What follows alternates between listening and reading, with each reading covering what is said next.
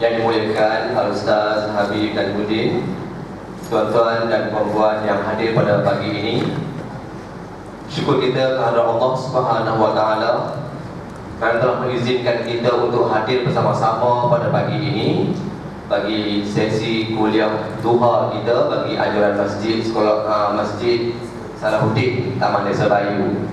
Selamat datang kepada tuan-tuan dan puan-puan yang hadir pada pagi ini.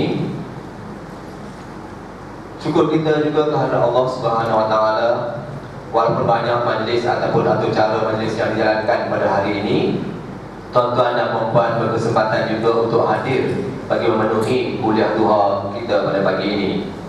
Jadi untuk tidak melengahkan masa lagi, saya dengan sukacitanya mempersilakan Al-Ustaz Habib dan Budin bin Osman Al-Khirib untuk memulakan kuliah duha kita pada pagi ini.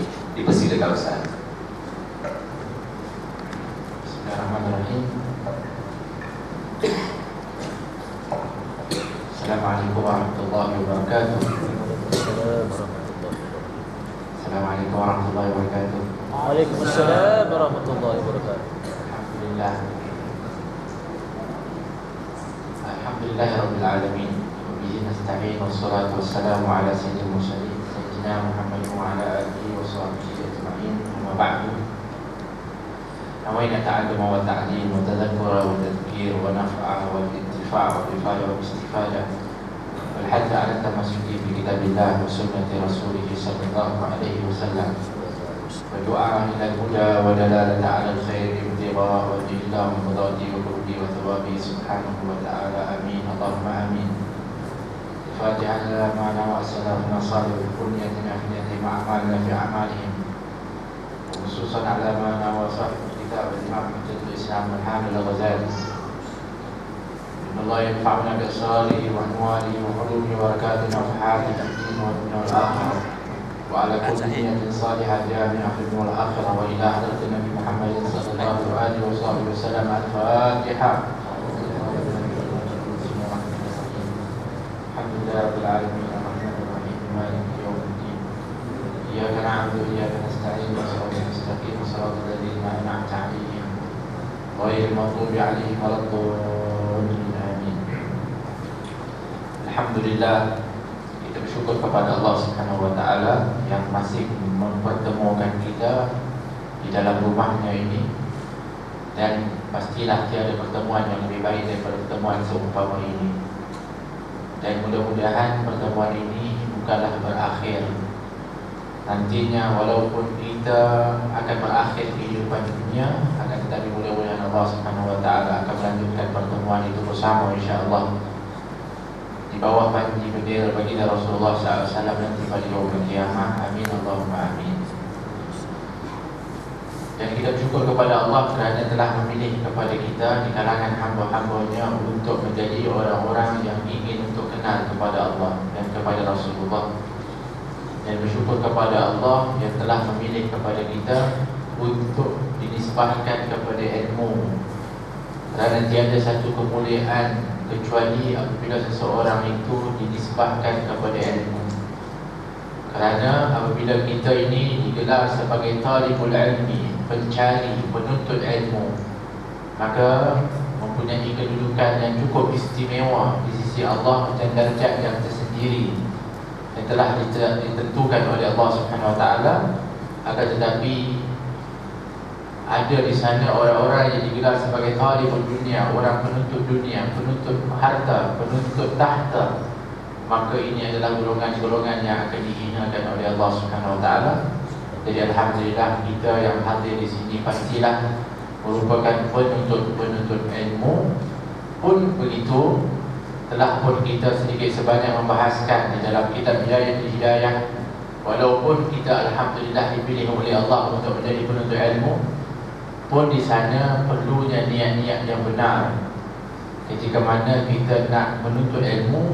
Kerana kalau tersalah niat dan juga matlamatnya, maka tetap juga akan menjadi orang yang sia-sia, bahkan menjadi orang yang sengsara.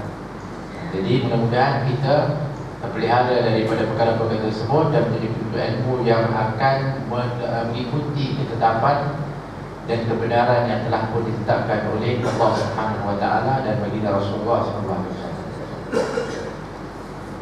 Pada bulan yang lalu saya minta maaf kerana tak dapat bersama dengan tuan-puan, tapi saya yakin percaya kebetulan ada rakan saya yang daripada Yaman.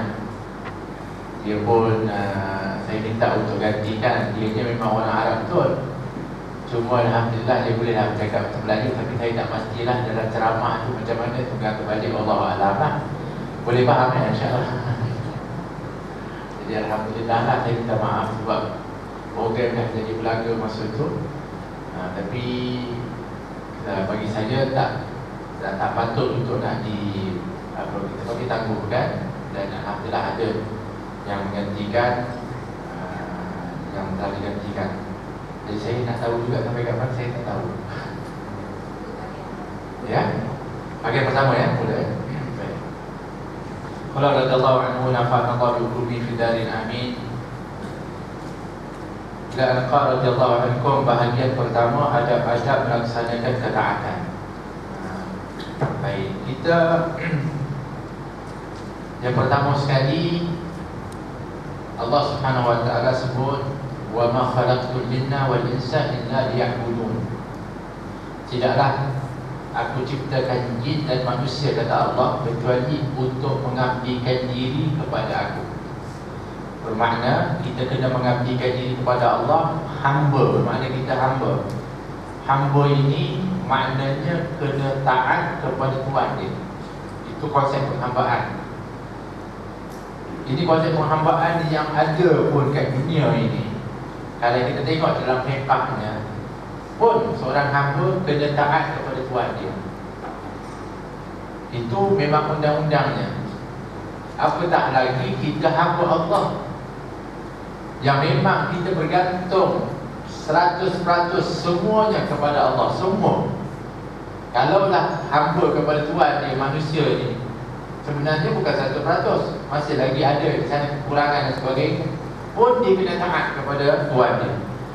Yang kita ni hamba kepada Allah dan memang kita bergantung kepada Allah 100%, memang sepatutnya dan wajib bagi kita untuk taat kepada Allah. Kalau tak taat kepada Allah, bermakna kita ni orang-orang yang tidak berterima kasih dan bersyukur kepada Allah. Oleh kerana itulah kita disebutkan ada dua. Satunya taat, yang keduanya maksiat. Orang yang patuh, yang ikut, itu disebut taat. Maknanya perkataan taat itu maknanya mengikuti.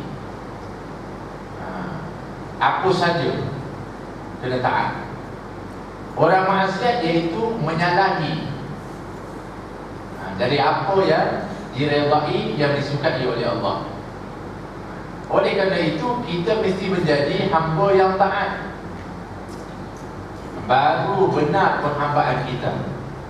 Barulah kita punya matlamat ciptaan itu berhasil, iaitu tidak kuciptakan jin dan manusia kecuali untuk mengabdikan diri kepada aku. Pun begitu, untuk kita nak taat, laksanakan ketaatan, ada adabnya.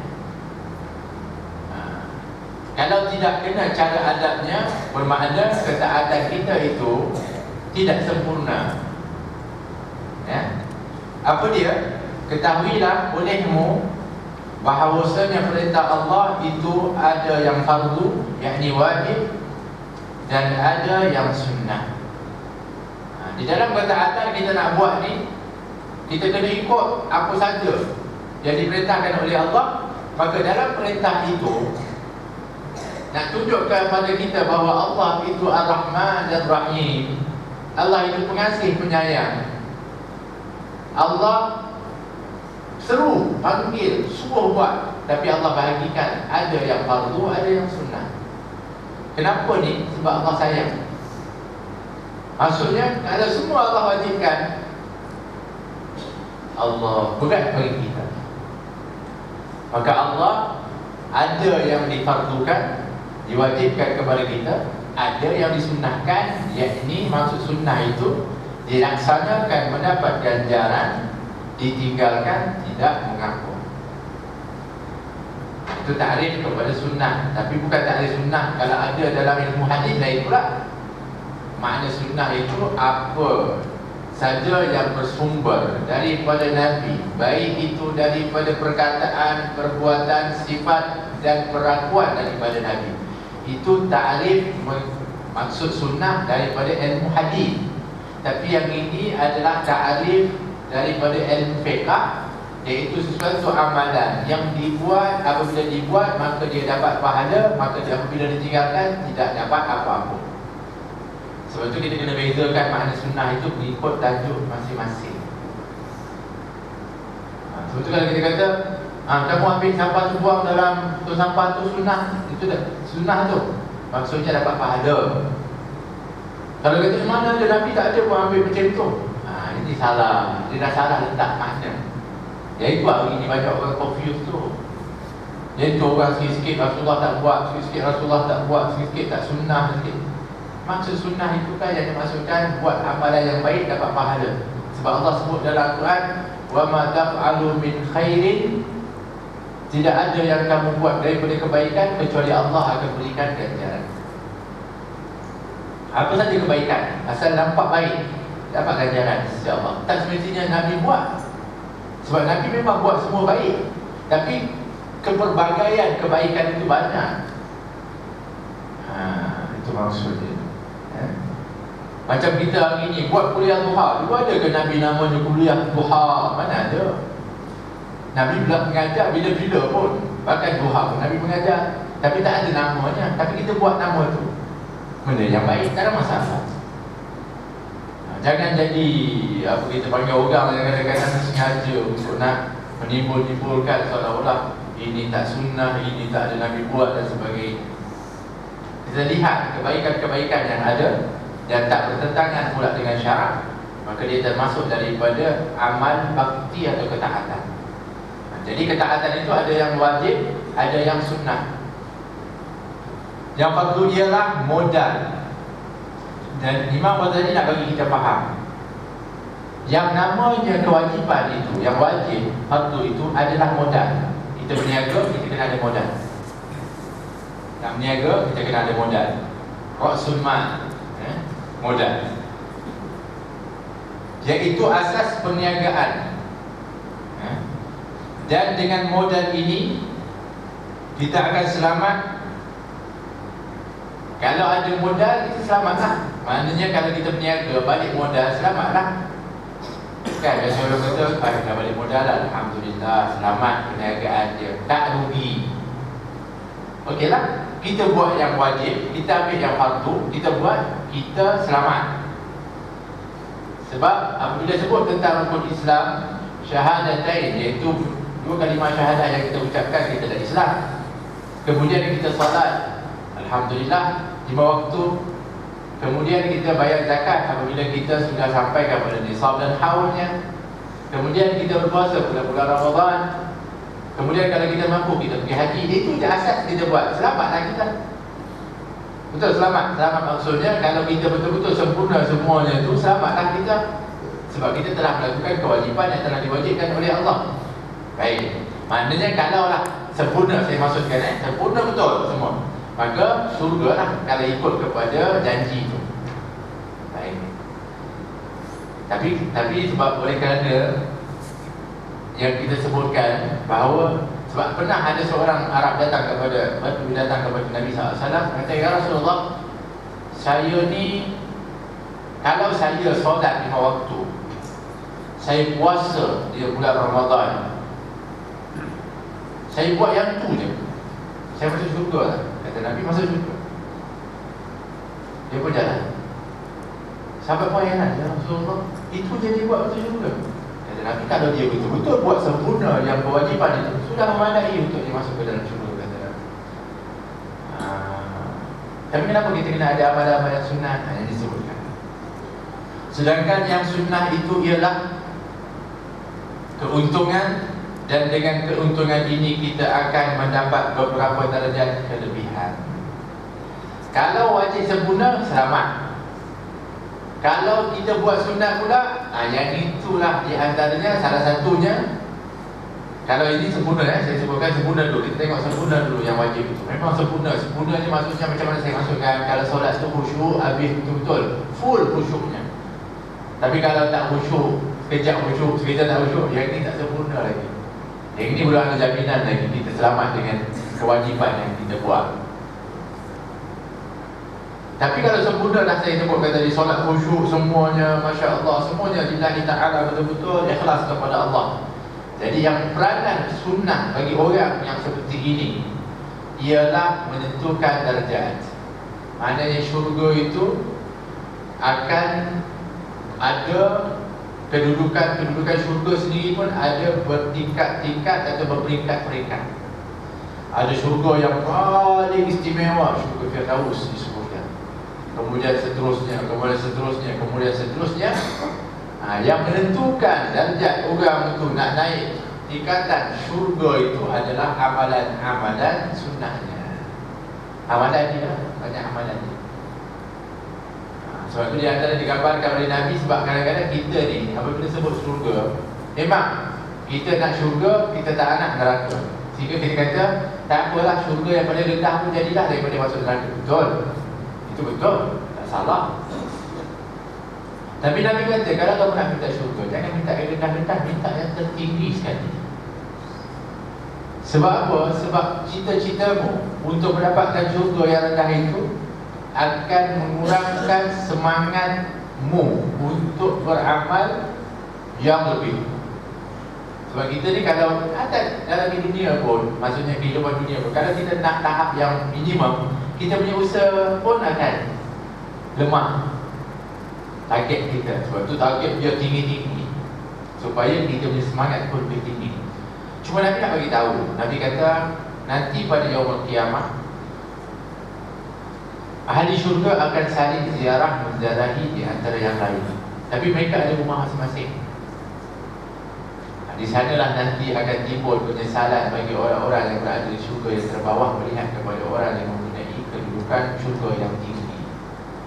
Itu mereka akan menyesal. Alangkah, mereka akan mengatakan, alangkah baiknya kalau di dunia dulu saya beramal soleh banyak-banyak untuk mendapatkan syurga yang seperti itu. Itu pun menyesal, bayangkan. Apalagi kalau yang kata buat maksiat untuk neraka, saya tak ada kata apa-apa. Jadi nanti kita kata orang masuk syurga pun boleh menyesal. Jadi yang menentukan kita itu di mana tahapnya ialah amal sunat kita. Daripada sunat yang kita amalkan. Itu kalau sempurna baik. Kalau tak sempurna, khusyuknya kadang-kadang ada, kadang-kadang tak ada dan sebagainya, maka tugas amalan sunat itu pula adalah menampal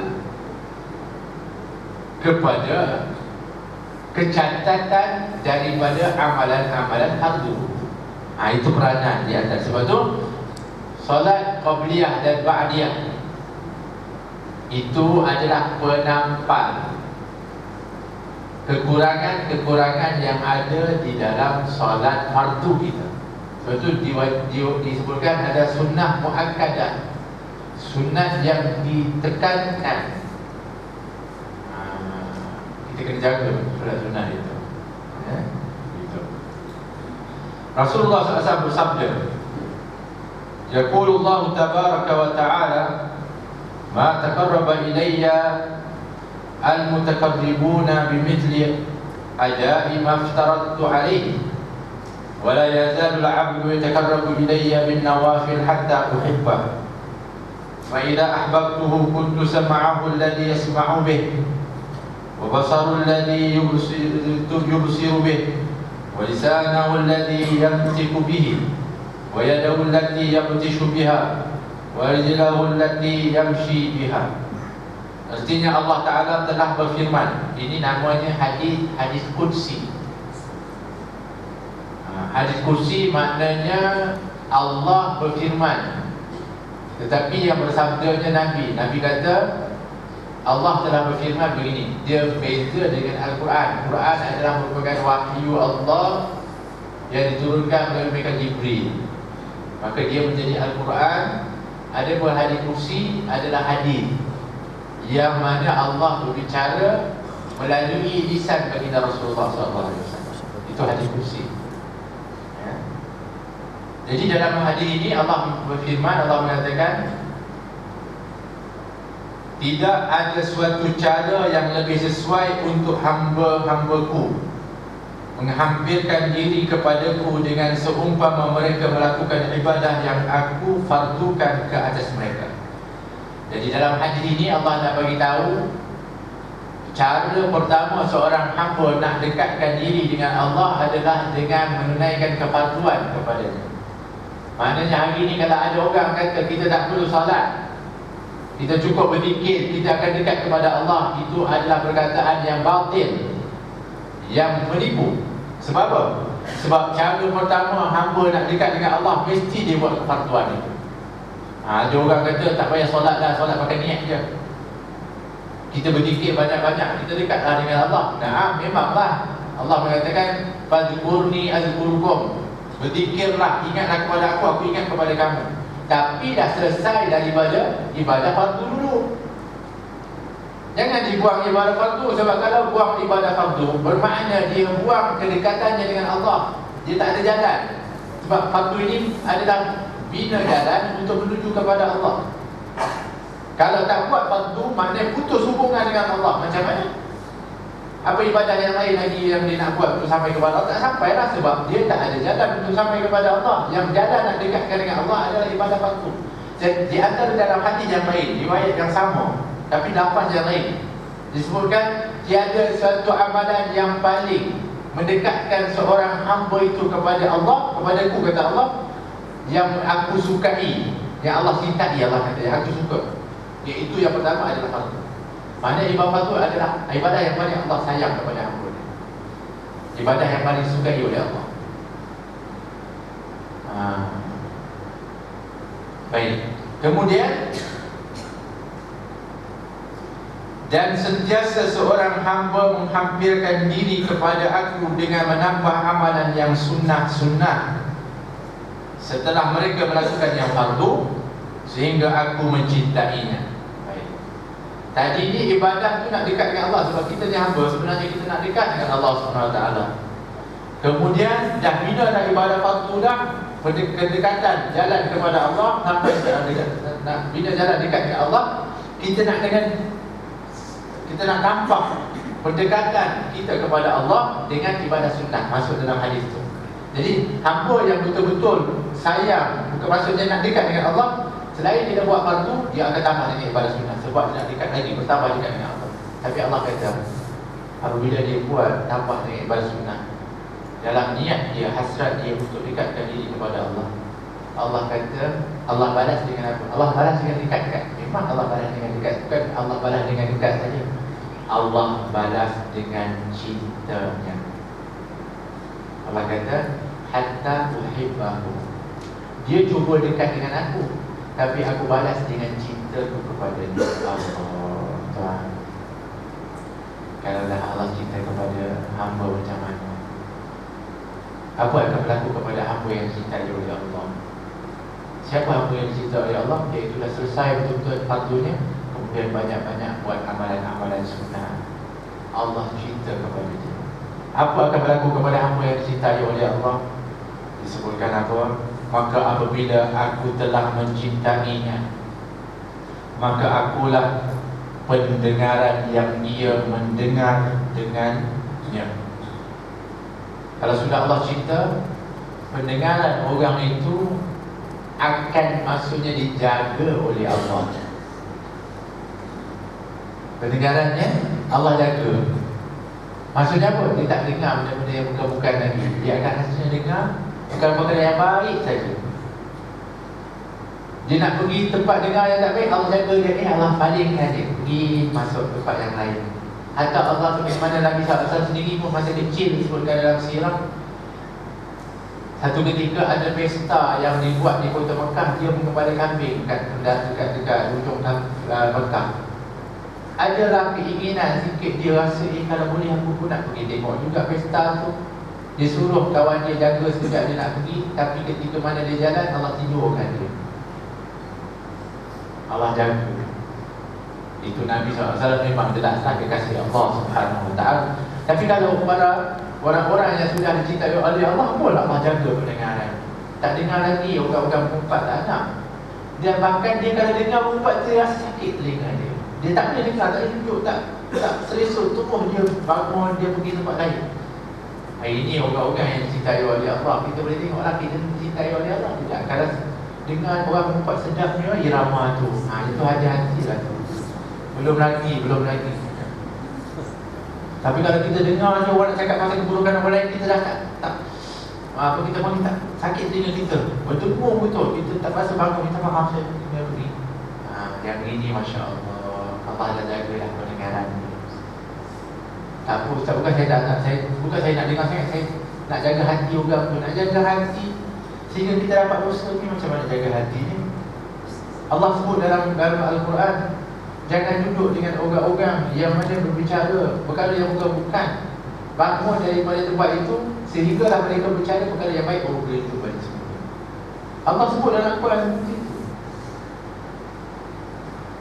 Maknanya kalau dia cakap yang bukan, kita faham, bangun. Nanti dia tengok kita jalan balik, cerita apa ni? Oh, saya cerita pasal tadi mati siapa tadi? Dia balik. Tadi kenapa bangun? Tadi cerita pasal air orang lain, tak nak duduk. Tapi yang ni cerita wafat lidah, duduk. Yang itu maknanya orang Allah jaga pendengaran dia. Dan akulah penglihatan yang dia melihat dengannya. Mata pandangan dia pun Allah jaga. Allah sebut dalam hadis, kalau kita bahas dalam bahasa Arab, kuntu sam'ahu, aku jadi pendengarannya, aku jadi penglihatan, aku jadi mata dia. Ya Allah, taklah Allah jadi mata, tapi maksudnya Allah akan jaga penglihatan. Tapi Allah nak simbolikkan itu, memang betul Allah jaga sungguh. Mata dia akan terjaga, tak tengok lagi benda yang bukan-bukan. Yang dia tengok semuanya perkara-perkara ketaatan, kebaikan, kebesaran Allah. Manakala mata kita ini ada hijab, ada perkara yang banyak yang kita tak nampak di sebalik sesuatu perkara itu.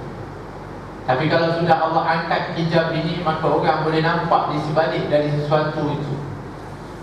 Sebab itulah para salafun salih, orang-orang salih, mereka dibuka hijab. Bukan bermacam buka hijab ni, kita ni kalau buka hijabnya mana kita boleh nampak tembus.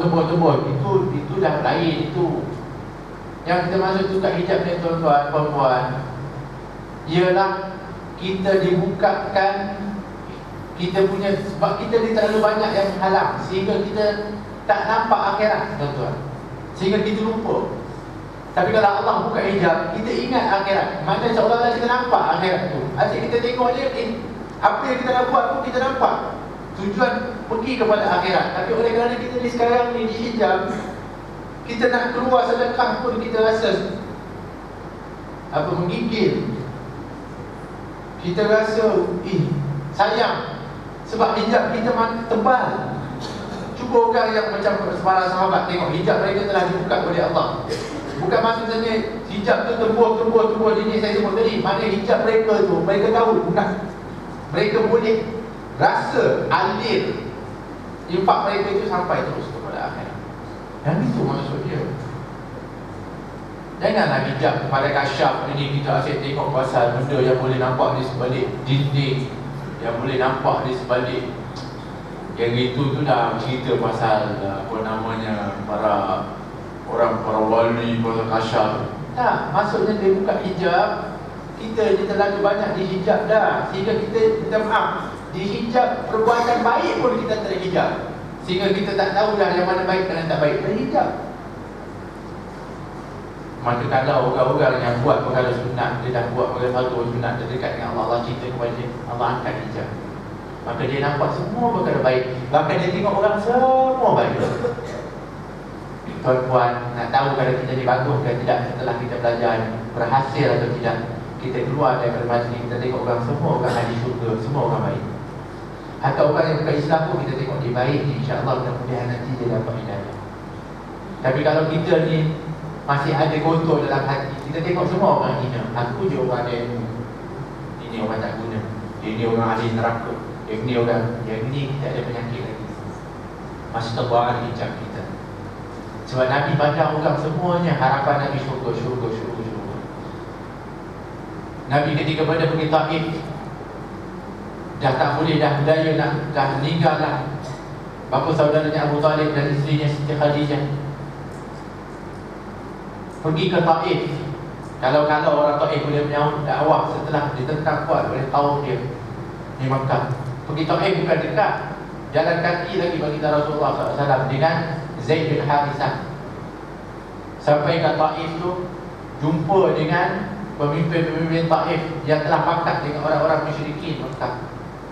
Mereka memang nak tolak kami jumpa dulu dengan Nabi. Nabi keluar daripada setelah ditolak permintaan Nabi untuk dia sambut dakwah Nabi. Nabi keluar tu, bayangkan kalau kita hari ini datang, orang-orang kita datang hari ini, kita disambut dengan kiri kanan. Orang-orang yang baling apa namanya, apa pun kan, macam apa kertas ke yang warna-warni ke apa ke, meraihkan kedatangan orang yang hebat-hebat tu. Mereka buat macam itu juga. Budak-budak tu semua kiri kanan jalan tu dia bergantung. Apa yang dia buat? Dia balik batu kepada kiri kanan. Lalu dekat tengah-tengah tu Nabi SAW. Sehingga Zaid bin Harithah ni gunakan badan dia untuk nak pertahankan daripada balingan-balingan batu daripada penduduk-penduduk Taif itu. Tapi apakah daya? Dia cuba untuk nak keliling kepada Nabi, dia seorang. Kena juga kepada Nabi, sanggup darah kaki bagi Rasulullah. Nabi jalan ni tak diselipuk, bayangkan. Sebab dah terlalu apa kita panggil, teguk orang berbanding Nabi tu masa lalu-lalu, akhirnya berdarah kaki bagi Rasulullah SAW. Sehingga disebutkan berdarahnya Nabi, kaki Nabi tu, dia punya campal dia tu, apabila Nabi pijak, bunyi percikan air. Bunyi apa darah Nabi? Pernah kita buat kena je macam tu ketika berdakwah, ketika ajak orang baik. Pernah kita Nabi asal sampai ke arah itu Nabi. Sehingga Nabi bertidur di sebuah kebun kurma. Kemudian Nabi munajat kepada Allah SWT. Tengok Nabi SAW mengadu kepada Allah. Nabi kata, ya Allah, aku ni orang yang sedikit kekuatan, aku lemah ya Allah. Tapi kalau apa yang mereka buat kepada aku itu bukan tanda kau murka kepada aku ya Allah, aku tak kisah pun. Biarlah dia buat macam mana pun, selagi itu bukan tanda murka pun ya Allah. Maknanya Allah, hari ini yang menimpa kami kalau banjir, yang menimpa kami kalau itu musibah, kalau itu bukan tanda murka pun ya Allah, kami reda. Tapi kalau murka pun kami takut. Itu sepatutnya kita faham hari ini. Kalau kita ada musibah, begitu doa kita ya Allah, ini kan murka kamu ya Allah. Kalau murka ya Allah, kami mohon ampun dosa kami ya Allah. Tapi ini kalau bukan murkamu, kau nak tipu apa, tak apa ya Allah. Sebab yang paling mahal akan minat, kata Nabi dalam itu, yang penting ridhamu ya Allah. Ya Allah. Bayangkan macam mana Nabi SAW kemudian ditawarkan pula untuk Nabi oleh malaikat Jabal ataupun gunung tu, kalau boleh, kalau kau beritahu, perintahkan, kami akan limpahkan ke atas. Allah berikan izin, tapi tak nak. Nabi kata jangan. Tengok Nabi punya pandangan jauh punya Nabi. Ya Allah, kita tu, Nabi kata apa? Aku harapkan akan keluar daripada sulbi mereka itu anak-anak zuriat yang akan menolong agama ini. Punya doa Nabi itu tak nampak sekarang tak ada lah. Mereka balik batu dia tak apa, dia dari sulbi dia keluar nanti. Kalau kita dah nampak, kita sumpah 7 keturunan lagi. Jauh beza kita dengan Nabi SAW. Jauh punya Nabi tengok, harapan Nabi tinggi. Begitu juga kita ni, kalau betul-betul belajar daripada Nabi SAW dengan ilmu yang telah diturunkan oleh Nabi, kita pun nak kena pandang orang dengan, kalau pun dia teguk pun, ya Allah, mungkin nanti anak-anaknya, keturunannya insya-Allah buat jadi orang yang soleh-soleh. Yang ini hebat ni orang, kalau ada doa, ada harapan kepada orang yang nampak teguk sekali. Yang itu saya harapkan apabila kita keluar dari pengajian-pengajian kita nak hasil orang seperti ini, hati bersih sembuh. Bukan hati yang mengatakan orang lain cukup, orang lain salah. Baik. Dan lidah, akulah lidahnya yang bercakap dengannya. Lidahnya pun Allah jaga. tak akan bercakap yang bukan-bukan. Semuanya cakap yang baik-baik. Luqmanul Hakim, Allah letakkan perkataan pesanan dia dalam Al-Quran. Dia bukan Nabi. Bahkan kalau kita tengok dalam tafsir para mufassirin nak cerita rupa paras Luqmanul Hakim ni, orangnya sangat minta maaf daripada rupa parasnya itu. Kalau kita disebutkan memang tak handsome langsung. Rambut keriting, kulit hitam, hidung pesek, dia punya bibir tebal. Ini disebutkan dari sifat Luqmanul Hakim. Tapi perkataannya ada dalam Al-Quran. Sebab apa? Sebab tak keluar daripada mulutnya kecuali hikmah, kecuali yang baik-baik saja. Ini Luqmanul Hakim. Subhanallah, banyaknya pesanan dia dalam Al-Quran yang kita boleh ambil pengajaran yang begitu besar Allah letakkan dalam Al-Quran. Tapi dari segi fizikalnya taklah secantik mana pun, tapi perkataannya cantik sungguh. Tuan-tuan kita semua cantik, tapi cek perkataan kita cantik ke tidak.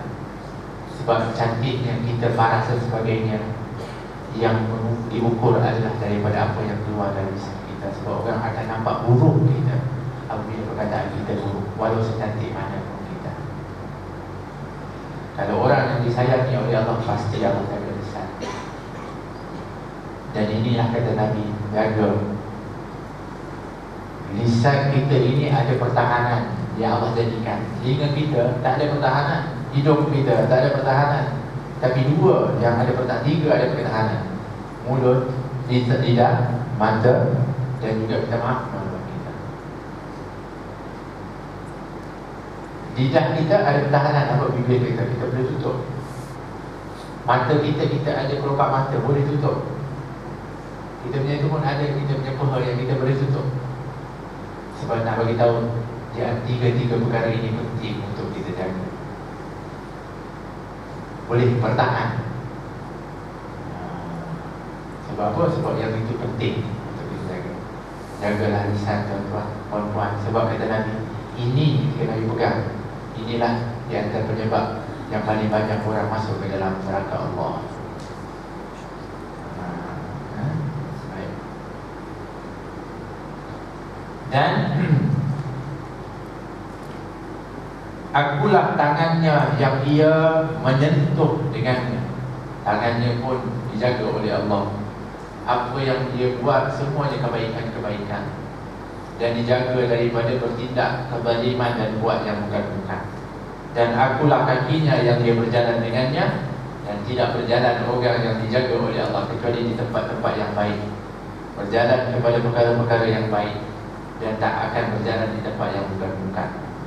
Ada lagi sebenarnya sambungan daripada hadis ini, yang mana Allah SWT berfirman mengatakan, wa idza sa'alani la'aqiyannah, apabila kekasihku itu, iaitu orang-orang yang minta itu, agar orang-orang yang aku cinta itu minta, aku akan bagi apa saja. Dan apabila dia minta lindung, la'ubidannah, aku akan lindungi. Ini para awliya Allah, kekasih Allah Subhanahu wa ta'ala. Dan Allah cintalah, apa saja dia minta pasti akan dikabulkan oleh Allah. Tapi kalau kita tengok dalam sejarah para awliya Allah, para orang dekat dengan Allah, mereka tak pernah minta kepada Allah. Tak pernah minta apa? Tak pernah minta dunia. Tak nak. Tengok para sahabat, mereka tak pernah minta dunia. Mereka berusaha saja.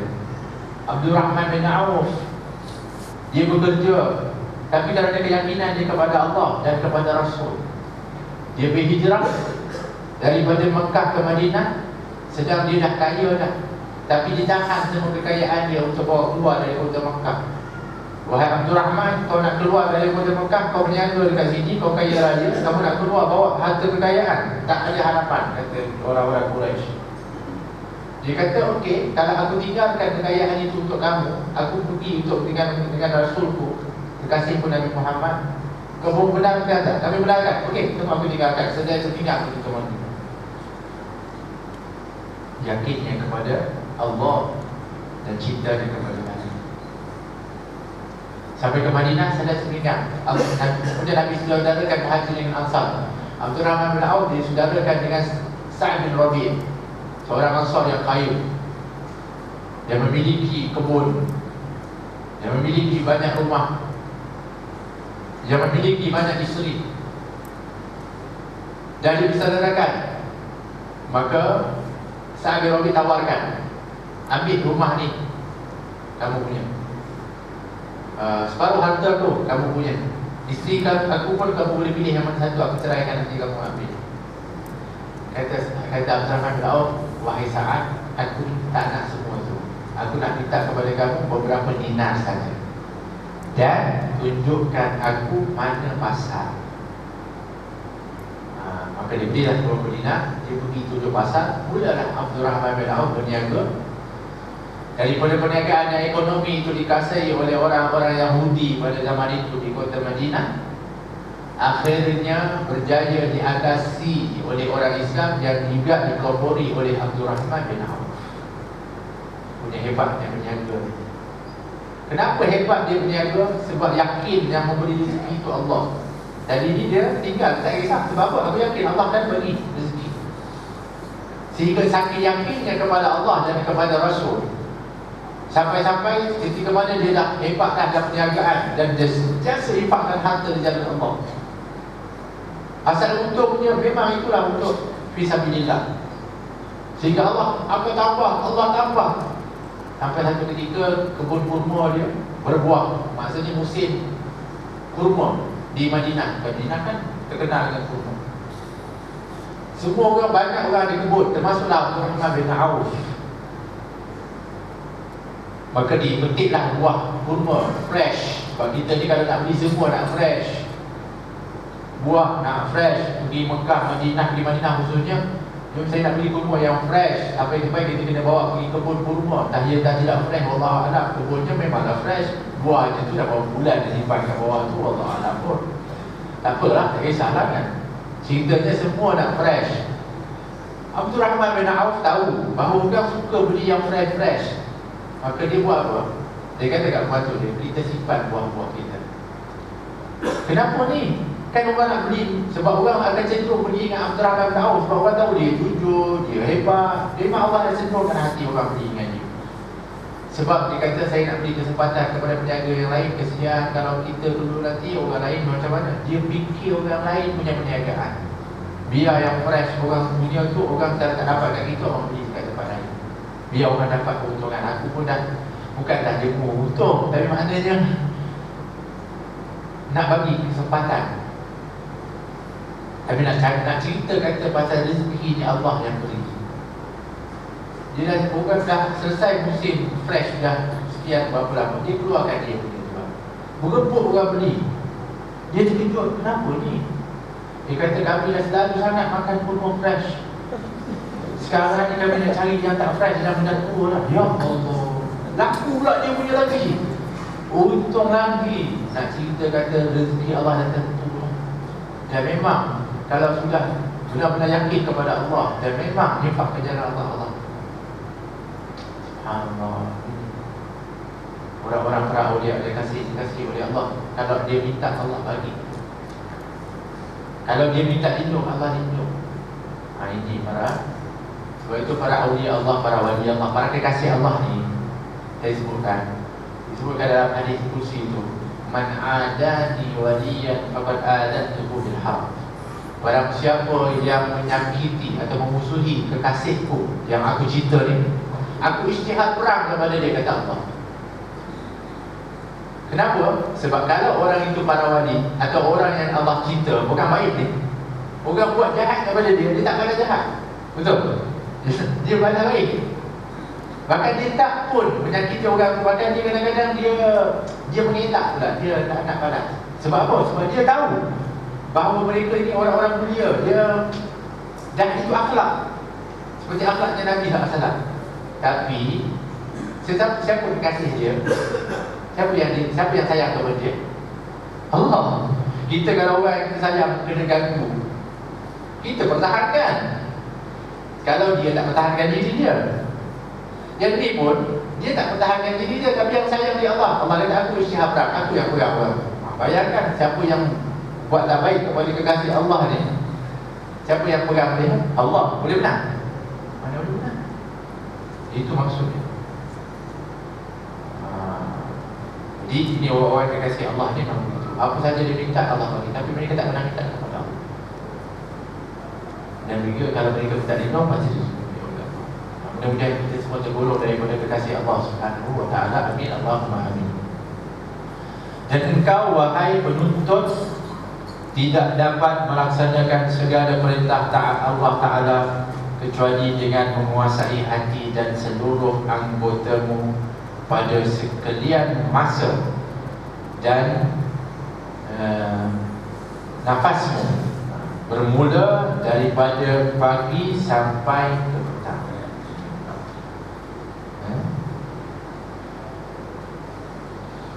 Jadi maknanya pertama sekali kalau kita faham, kita kena menguasai hati kita, bersihkan hati, dan juga seluruh anggota kita. Kenalah pada setiap masa dan juga nafas kita itu, kalau kita betul-betul nak dapat melaksanakan segala perintah Allah. Ialah kalau kita kata kita ni diciptakan oleh Allah untuk mengabdikan diri, maknanya seluruh waktu kita kena mengabdikan diri kepada Allah. Tapi banyak kita habiskan untuk nafsu kita, untuk diri kita sendiri. Maknanya kalau betul-betul kita nak sebut pasal hamba Allah, patutnya semua perkara kita ada penghambaan kepada Allah. Setiap detik kita sepatutnya semuanya untuk Allah. Boleh agak-agaknya Allah, macam mana ni Allah? Banyaknya kami ini dalam keadaan kekurangan. Itu yang kita kena sedar diri kita. Tapi Allah Maha Pengasih sungguh. Dia bagi kepada kita tak apa. Kamu buat kefarduan solat 5 waktu pun kalau betul-betul dah cukup dah. Ya Allah, kesiannya Allah kepada kita, kasihnya Allah kepada kita. Yang lain-lain itu tak apalah, kamu buat kerja, kamu dengan keluarga, kamu dengan anak-anak. Tapi yang solat tu bagilah waktu dengan aku, kata Allah. 5 waktu. Kalau tidak sebenarnya berapa? 50 waktu. Tuan-tuan, puan-puan, cuba tengok, cuba. Satu hari itu kita buat 50 waktu. Bila agaknya kita nak kerja, bila masa kita nak tidur, bila masa